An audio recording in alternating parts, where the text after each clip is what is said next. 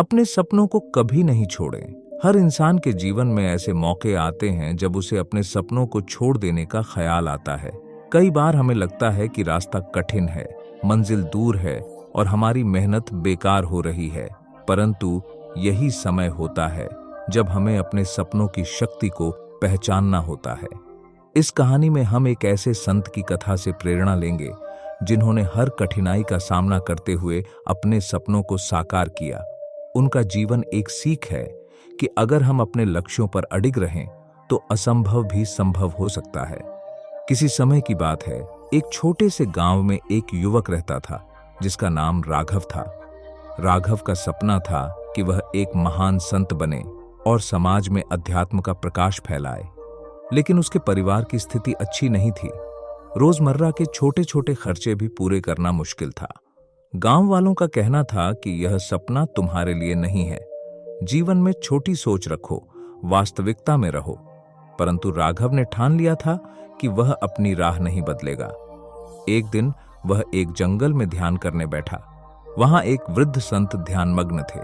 राघव ने उनसे अपनी इच्छा और कठिनाई के बारे में बात की।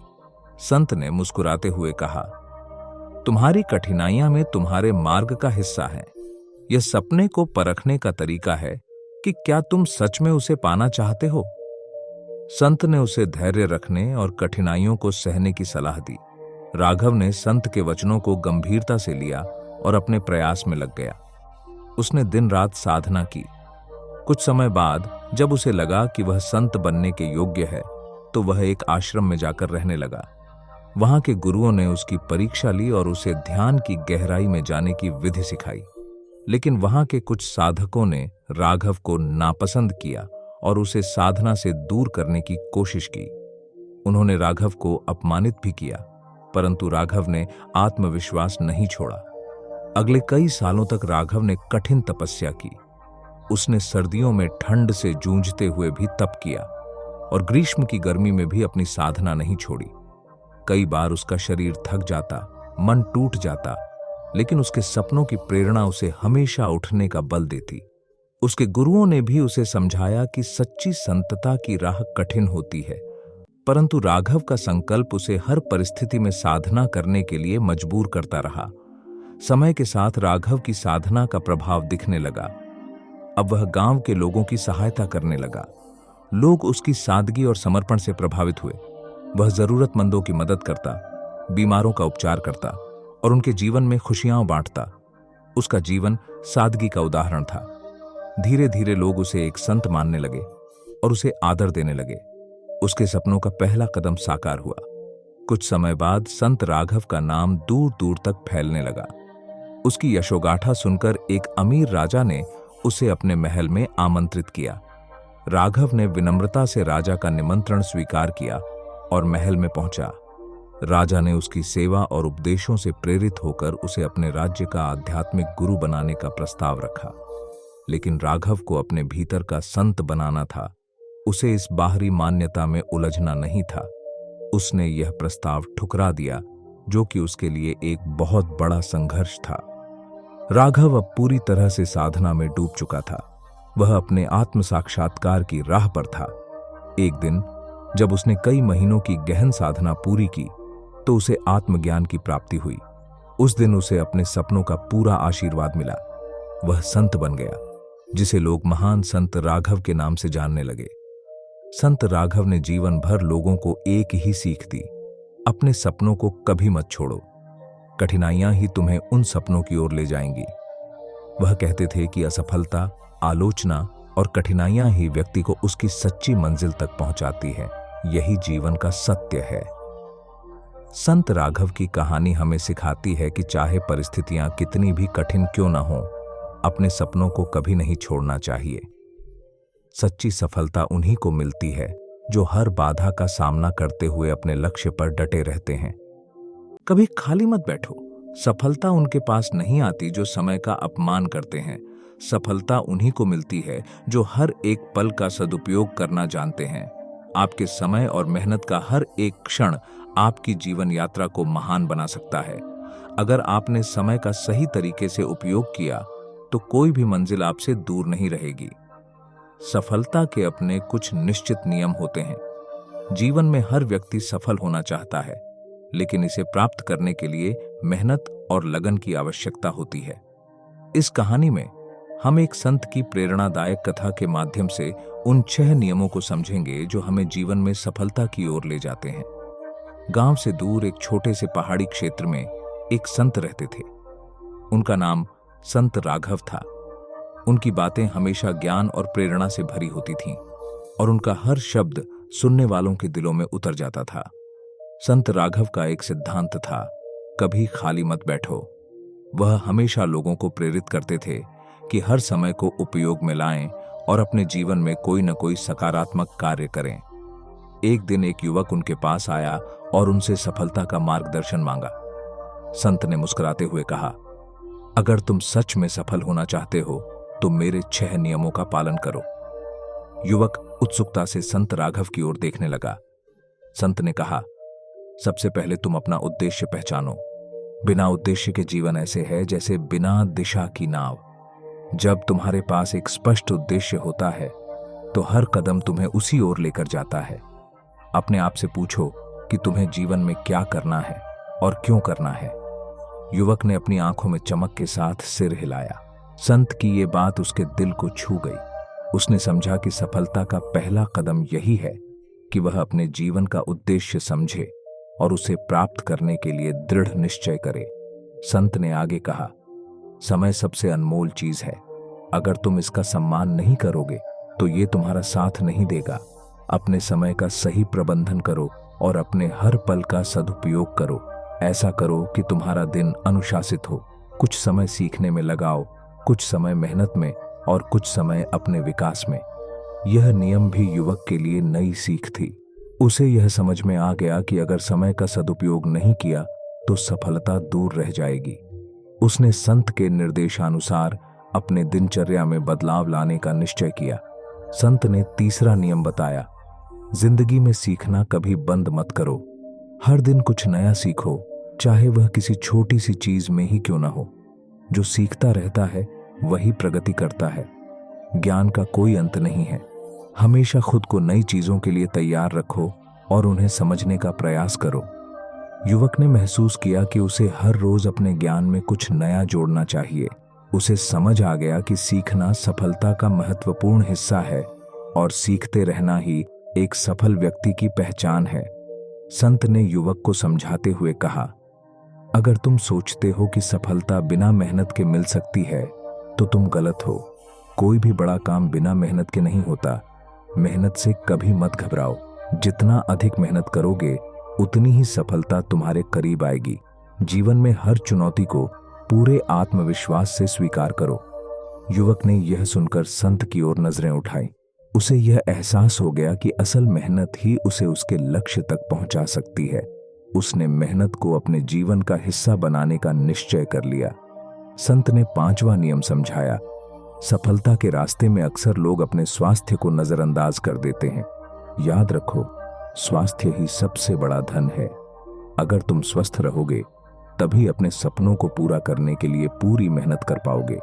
स्वस्थ शरीर में ही स्वस्थ मन निवास करता है और स्वस्थ मन ही महान विचारों का घर होता है।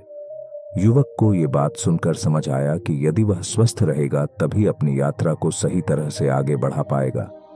उसने संत की सलाह मानी और अपने स्वास्थ्य का ख्याल रखने का निश्चय किया। संत ने आखिर में कहा, सकारात्मक सोच रखो। नकारात्मक विचार तुम्हें कमजोर बनाएंगे। हमेशा अच्छे के बारे में सोचो। हर परिस्थिति में कुछ अच्छा खोजो। सकारात्मकता से भरा इंसान हमेशा कठिनाइयों में भी राह ढूंढ लेता है। सफल लोग कभी नकारात्मकता में नहीं फंसते। वे हमेशा आशावादी रहते हैं और यही उनकी सबसे बड़ी ताकत होती है। युवक ने संत के इस नियम को भी आत्मसात कर लिया। उसने यह महसूस किया कि सकारात्मक सोच उसे सफलता के रास्ते पर स्थिरता और धैर्य के साथ बनाए रखेगी। युवक ने संत राघव द्वारा बताए गए इन 6 नियमों को अपने जीवन में अपनाने का निश्चय किया। समय के साथ उसने खुद में बदलाव महसूस किया।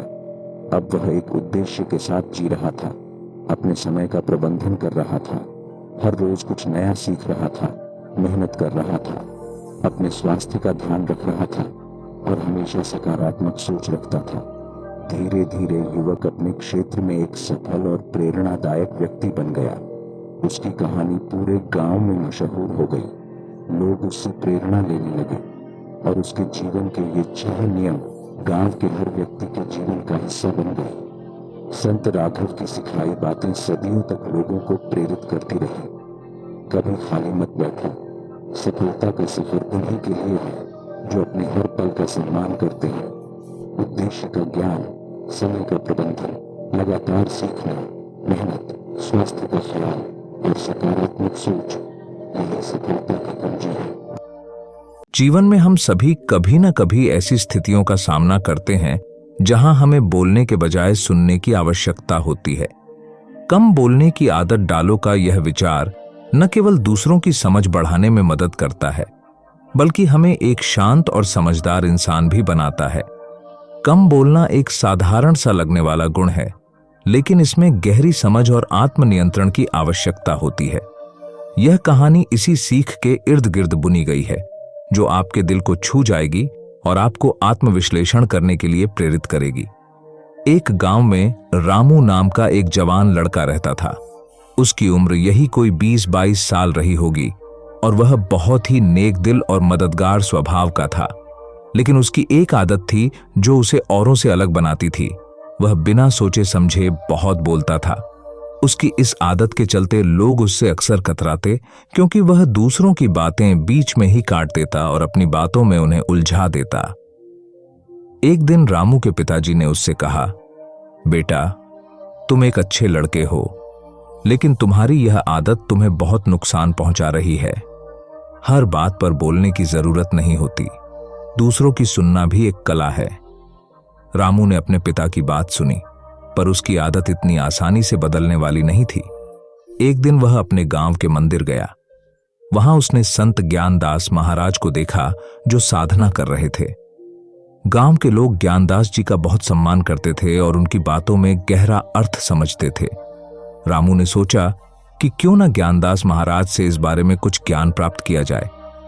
वह उनके पास गया और बोला, महाराज, मुझे एक समस्या है। मैं बहुत बोलता हूं और लोग मुझसे दूर भागने लगे हैं। आप मुझे ऐसा कुछ बताइए जिससे मैं कम बोलने की आदत डाल सकूं। ज्ञानदास जी ने मुस्कुराते हुए रामू को देखा और कहा, बेटा, बोलना आसान है, लेकिन सुनना मुश्किल। क्या तुम एक दिन चुप रह सकते हो? रामू को यह चुनौती आसान लगी और उसने तुरंत कहा, हां महाराज, मैं एक दिन चुप रह सकता हूं।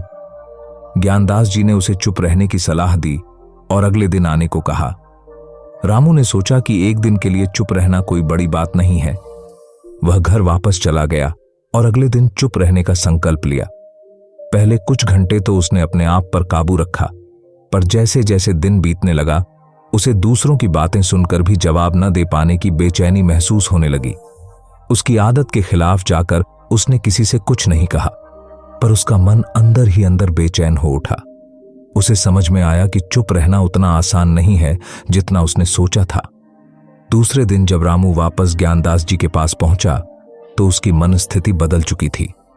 उसने संत जी से कहा, महाराज, मुझे तो लगा था कि एक दिन चुप रहना आसान होगा, लेकिन यह सचमुच मुश्किल था। मेरी आदत है बोलने की, और जब मैंने चुप रहना चाहा तो ऐसा लगा कि मैं कुछ छूट रहा हूं।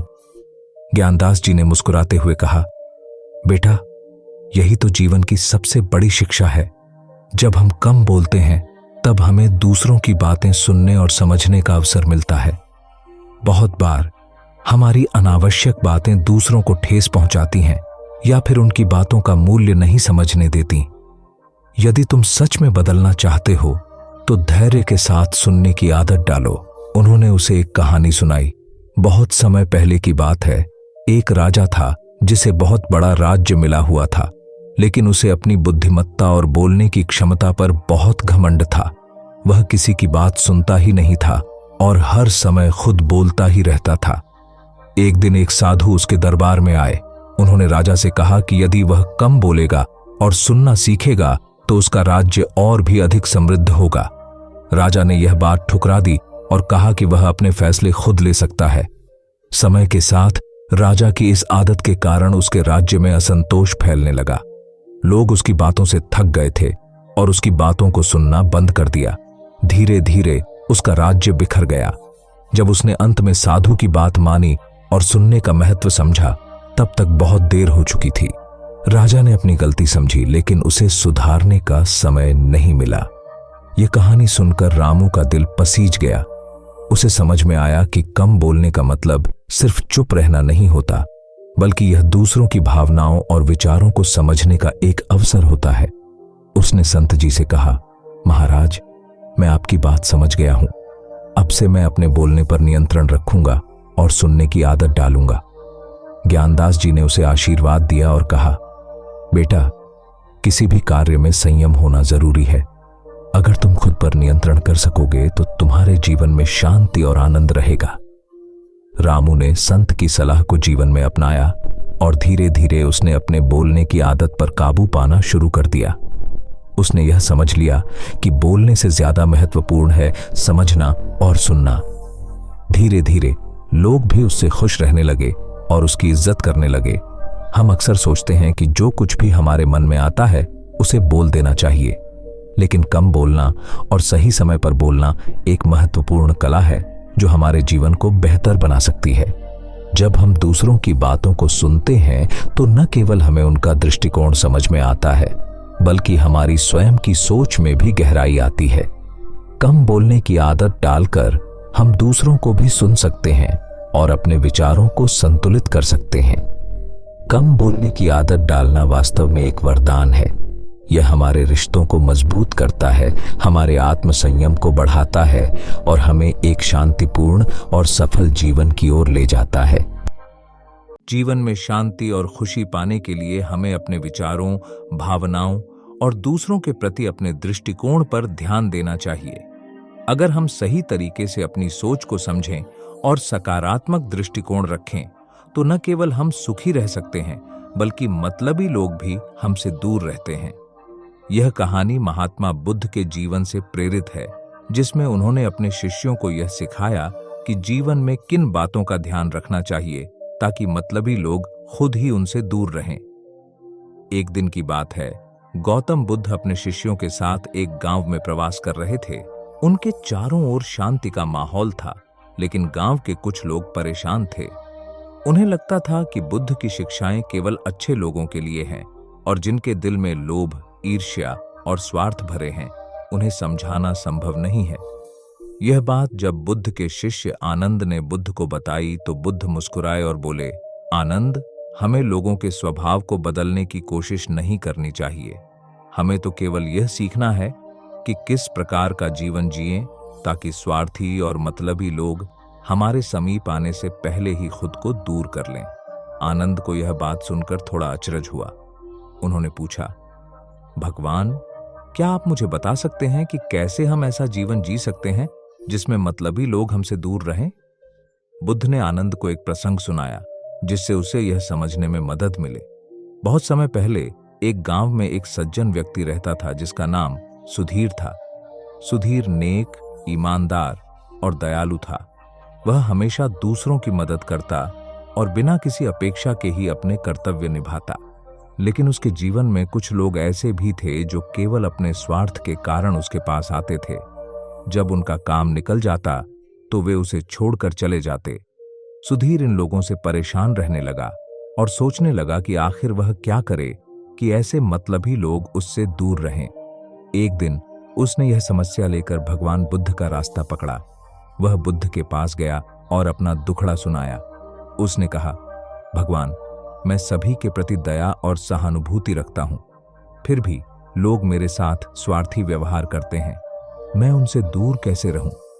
बुद्ध ने मुस्कुराते हुए सुधीर को पास बैठने का संकेत दिया और कहने लगे, सुधीर, यह जीवन एक यात्रा है और इस यात्रा में हमारा सामना विभिन्न प्रकार के लोगों से होता है। कुछ लोग हमारे जीवन में हमारे साथ चलने के लिए आते हैं, तो कुछ लोग केवल अपने काम के लिए। अगर हम चाहते हैं कि ऐसे स्वार्थी लोग हमसे दूर रहें, तो सबसे पहले हमें अपनी सोच को मजबूत और अपनी आत्मा को शुद्ध बनाना होगा। सुधीर ने चकित होकर पूछा, भगवान, यह कैसे संभव है? कृपया मुझे समझाइए। बुद्ध ने सुधीर को समझाते हुए कहा कि जीवन में इन बातों का ध्यान रखना बहुत आवश्यक है ताकि मतलबी लोग खुद ही दूर रहें। बुद्ध ने कहा, अगर हम अपने आत्मसम्मान को सर्वोच्च रखते हैं और स्वयं को छोटा या निर्बल नहीं समझते तो कोई भी मतलबी व्यक्ति हमारे पास आने की हिम्मत नहीं करेगा। जब लोग यह देखते हैं कि हम अपने आत्मसम्मान का आदर करते हैं तो वे हमें अनदेखा करने या हमारी उपेक्षा करने की कोशिश नहीं करेंगे, और ऐसे लोग जो केवल स्वार्थ के कारण आते हैं वे अपने आप ही दूर हो जाएंगे। सुधीर ने सिर हिलाया और बोला, मैं समझ गया भगवान, आत्मसम्मान रखना बहुत जरूरी है। बुद्ध ने आगे कहा, जीवन में हमें अपनी सीमाओं का ध्यान रखना चाहिए। अगर हम सबके लिए उपलब्ध रहते हैं, हर किसी की मदद करते हैं, तो लोग हमें स्वार्थी नजर से देखने लगते हैं। कुछ लोग आपको केवल अपने फायदे के लिए इस्तेमाल करना चाहते हैं और जब उनका काम पूरा हो जाता है तो वे दूर चले जाते हैं। इसलिए अपनी सीमाओं का ध्यान रखें और अपनी ऊर्जा को सही दिशा में लगाएं। सुधीर ने ध्यानपूर्वक सुना और बुद्ध से पूछा, भगवान, क्या हमें किसी की मदद नहीं करनी चाहिए? बुद्ध ने मुस्कुराते हुए कहा, नहीं सुधीर, मदद जरूर करनी चाहिए, परंतु केवल तब जब आपकी आत्मा कहे कि यह सही है और किसी की सहायता करने से आपको सच्ची खुशी मिल रही हो। जब हम दूसरों के कार्यों का बोझ अपने ऊपर लेते हैं तो हम अपनी ऊर्जा को नष्ट करते हैं और लोग हमें हल्के में लेने लगते हैं। बुद्ध ने कहा, जब आप अपनी भावनाओं पर संयम रखते हैं तो कोई भी आपको परेशान नहीं कर सकता। अक्सर लोग हमारे क्रोध, लोभ और दुख का लाभ उठाते हैं और हमें मतलबी बातों में फंसा देते हैं। इसलिए जब भी आपको लगे कि कोई व्यक्ति आपसे कुछ स्वार्थ के लिए जुड़ा है तो शांत रहें और अपनी भावनाओं को नियंत्रित करें। जो लोग केवल अपने लाभ के लिए दूसरों से जुड़े रहते हैं वे आपकी दृढ़ता देखकर स्वयं ही दूर चले जाते हैं। सुधीर ने बुद्ध की बात को समझते हुए सहमति में सिर हिलाया। बुद्ध ने मुस्कुराते हुए कहा, जीवन में यह बहुत महत्वपूर्ण है कि हम किससे मित्रता करते हैं। सभी लोग हमारे मित्र नहीं होते और न ही सभी लोग हमारे हितैषी होते हैं। किसी से मित्रता करते समय यह देखना चाहिए कि वह व्यक्ति आपके साथ सच्चाई से जुड़े हैं या केवल अपने लाभ के लिए। अगर हम समझदारी से मित्रता करें तो हमें उन लोगों से बचना आसान हो जाएगा जो केवल हमारे संसाधनों का उपयोग करना चाहते हैं। सच्चे मित्र हमेशा साथ रहेंगे, जबकि मतलबी लोग स्वाभाविक रूप से दूर रहेंगे। सुधीर ने गहरी सांस ली और समझ गया कि अपने मित्रों का चुनाव कैसे करना चाहिए। बुद्ध ने कहा, ध्यान और आत्म साक्षात्कार से मन की शक्ति बढ़ती है। अगर आप ध्यान करेंगे और आत्मज्ञान की दिशा में आगे बढ़ेंगे तो आप स्वयं को मतलबी लोगों से दूर रख सकेंगे, क्योंकि आपकी आत्मा के पास इतनी शक्ति होगी कि लोग आपके पास अपने स्वार्थ के साथ आने से कतराएंगे। जो लोग केवल अपनी इच्छा पूरी करने के लिए दूसरों का उपयोग करते हैं वे ऐसे लोगों के पास नहीं जाते जिनकी आत्मा में शक्ति और धैर्य हो। सुधीर ने यह सुनकर ध्यान में बैठे रहने का प्रण लिया ताकि वह अपने आत्मज्ञान को बढ़ा सके। बुद्ध ने अंत में कहा, माफ करना एक ऐसी शक्ति है जो लोगों को आपके प्रति सम्मान और श्रद्धा की भावना पैदा करती है। यदि कोई व्यक्ति आपके साथ बुरा व्यवहार करता है और आप उसे माफ कर देते हैं तो आपके अंदर एक सकारात्मक ऊर्जा उत्पन्न होती है और वह व्यक्ति आपकी तरफ आकर्षित नहीं होता। माफ करने से हम अपने मन को हल्का रखते हैं और मतलबी लोग हमसे दूर रहते हैं। सुधीर ने बुद्ध की इन बातों को ध्यान में रखा और उनके उपदेशों का पालन करने का निश्चय किया। सुधीर ने बुद्ध की इन सभी बातों को अपने जीवन में उतार लिया। उसने अपने आत्मसम्मान का ख्याल रखना शुरू किया, सीमाओं का ध्यान रखा, अपनी भावनाओं पर संयम रखा और समझदारी से मित्रता की। धीरे धीरे उसने ध्यान और आत्म साक्षात्कार की साधना को अपने जीवन का हिस्सा बना लिया और माफ करने की आदत भी उसने विकसित कर ली। अब लोग सुधीर को एक मजबूत और आत्मनिर्भर व्यक्ति मानते थे। वे उसका सम्मान करने लगे और जो लोग केवल अपने स्वार्थ के लिए उसके पास आते थे वे उससे दूर रहने लगे। सुधीर का जीवन अब शांति, संतोष और खुशी से भर गया था। बुद्ध के उपदेशों को मानकर सुधीर ने अपनी जिंदगी को पूरी तरह बदल लिया और अपने अनुभव से उसने समझा कि जब हम अपने जीवन में इन बातों का ध्यान रखते हैं तो मतलबी लोग खुद ही दूर हो जाते हैं। किसी भी व्यक्ति के जीवन में उसके लक्ष्यों का बड़ा महत्व होता है। जब हम अपने जीवन में बड़े लक्ष्य चुनते हैं तो हम न केवल अपने सपनों को पूरा करने की दिशा में बढ़ते हैं, बल्कि अपनी क्षमताओं को भी पहचानते हैं। संतों की कहानियां हमें प्रेरित करती हैं और हमें यह सिखाती हैं कि कैसे कठिनाइयों के बावजूद हमें अपने लक्ष्य को नहीं छोड़ना चाहिए। यह कहानी एक ऐसे संत की है जिन्होंने अपने जीवन में बड़ा लक्ष्य चुना और उसे पाने के लिए कठिन संघर्ष किया। उनका नाम था संत रामकृष्ण परमहंस। संत रामकृष्ण परमहंस का जन्म 18 फरवरी 1936 को पश्चिम बंगाल के एक छोटे से गांव कमारपुकुर में हुआ। उनका जीवन साधारण था, लेकिन उनके लक्ष्य असाधारण थे। बचपन से ही उन्होंने भक्ति और ध्यान में गहरी रुचि दिखाई। उनका लक्ष्य था ईश्वर की प्राप्ति और सत्य की खोज करना। संत रामकृष्ण ने अपने जीवन में कई कठिनाइयों का सामना किया। उनके परिवार की आर्थिक स्थिति बहुत अच्छी नहीं थी। उन्होंने अपने परिवार की मदद करने के लिए युवा अवस्था में ही काम करना शुरू कर दिया, लेकिन उनके मन में हमेशा एक सपना था। वह अपने जीवन को ईश्वर की भक्ति में समर्पित करना चाहते थे। एक दिन उन्होंने निर्णय लिया कि वह एक साधक बनेंगे। यह निर्णय उनके लिए आसान नहीं था। उन्होंने अपने घर वालों के विरोध का सामना किया और कई बार लोगों के तानों को सहा, लेकिन उन्होंने कभी हार नहीं मानी। संत रामकृष्ण ने विभिन्न धर्मों और पंथों का अध्ययन किया। उन्होंने हिंदू धर्म, बौद्ध धर्म, इस्लाम और ईसाई धर्म का गहराई से अध्ययन किया। उन्होंने समझा कि सभी धर्म एक ही सच्चाई की ओर ले जाते हैं। उन्होंने ध्यान और साधना की प्रक्रिया को अपनाया। उनकी साधना इतनी गहरी थी कि उन्होंने कई बार ईश्वर के दर्शन किए। वह एक अद्भुत अनुभव था जिसने उनके जीवन को पूरी तरह से बदल दिया। संत रामकृष्ण के अद्वितीय ज्ञान और अनुभव ने उन्हें कई शिष्यों का गुरु बना दिया। उनके शिष्यों में स्वामी विवेकानंद का बड़ा योगदान था। उन्होंने अपने गुरु के विचारों को फैलाने और समाज में सुधार लाने का काम किया। संत रामकृष्ण ने अपने शिष्यों को सिखाया कि हमें अपने लक्ष्यों को हमेशा बड़ा चुनना चाहिए। उन्होंने कहा, जितना बड़ा लक्ष्य होगा उतनी ही बड़ी प्रेरणा मिलेगी। यह वाक्य उनके जीवन का सार था। संत रामकृष्ण ने अपने जीवन में समाज सेवा को भी बहुत महत्व दिया। उन्होंने यह सिखाया कि हमें दूसरों की मदद करने के लिए हमेशा तत्पर रहना चाहिए। उनके अनुसार समाज में सेवा करना भी ईश्वर की भक्ति का एक रूप है। उन्होंने अपने शिष्यों को प्रेरित किया कि वे समाज के कमजोर और जरूरतमंद लोगों की मदद करें। इससे न केवल उन लोगों का जीवन सुधरता है, बल्कि समाज में भी एक सकारात्मक बदलाव आता है। संत रामकृष्ण ने अपने जीवन में एक और महत्वपूर्ण बात सिखाई। वह थी अंतःकरण की आवाज सुनना। उन्होंने कहा, जब तुम अपने भीतर की आवाज सुनोगे तब तुम अपने सही मार्ग को पहचान सकोगे। यह ज्ञान हमें यह सिखाता है कि हमें अपने लक्ष्यों को पाने के लिए हमेशा अपने अंतःकरण की सुननी चाहिए। जब हम अपने भीतर की आवाज को सुनते हैं तब हम सही दिशा में आगे बढ़ते हैं। संत रामकृष्ण ने हमें सिखाया कि हमें कभी भी अपने लक्ष्यों से नहीं हटना चाहिए। जब हम बड़े लक्ष्यों को चुनते हैं तो हमें यह याद रखना चाहिए कि कठिनाइयां आएंगी, लेकिन हमें उन पर विजय प्राप्त करनी होगी।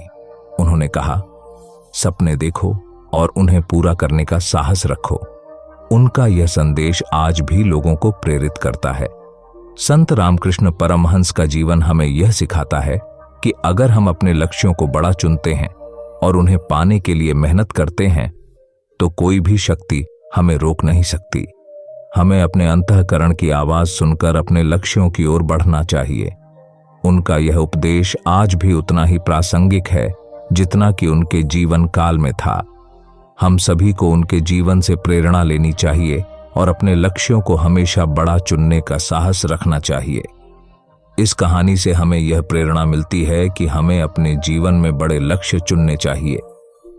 संत रामकृष्ण परमहंस की तरह हमें भी अपने सपनों की ओर बढ़ना चाहिए और अपने लक्ष्यों को पाने के लिए निरंतर प्रयास करना चाहिए। हम सभी के जीवन में कठिनाइयां आती हैं, लेकिन हमें कभी हार नहीं माननी चाहिए। हमें अपने लक्ष्यों को पूरा करने के लिए कठिन परिश्रम करना चाहिए। संत रामकृष्ण की तरह हमें भी अपने अंतःकरण की आवाज सुनकर अपने जीवन को दिशा देनी चाहिए। हमारा लक्ष्य हमेशा बड़ा होना चाहिए, क्योंकि तभी हम जीवन में बड़ी सफलताएं प्राप्त कर सकेंगे। संत रामकृष्ण परमहंस के जीवन से हमें यही सीखने को मिलता है। आखिरकार संत रामकृष्ण परमहंस का जीवन यह दर्शाता है कि लक्ष्य हमेशा बड़ा चुनो। उनके विचार और शिक्षाएं हमें प्रेरित करती हैं कि हम अपने सपनों को साकार करने के लिए मेहनत करें और समाज में सकारात्मक बदलाव लाने के लिए काम करें। यही है सच्ची भक्ति और मानवता की सेवा। इस प्रकार संत रामकृष्ण परमहंस का जीवन हम सभी के लिए एक प्रेरणा का स्रोत है। हम सभी को अपने लक्ष्यों को बड़ा चुनने और उन्हें पाने के लिए सदैव तत्पर रहना चाहिए।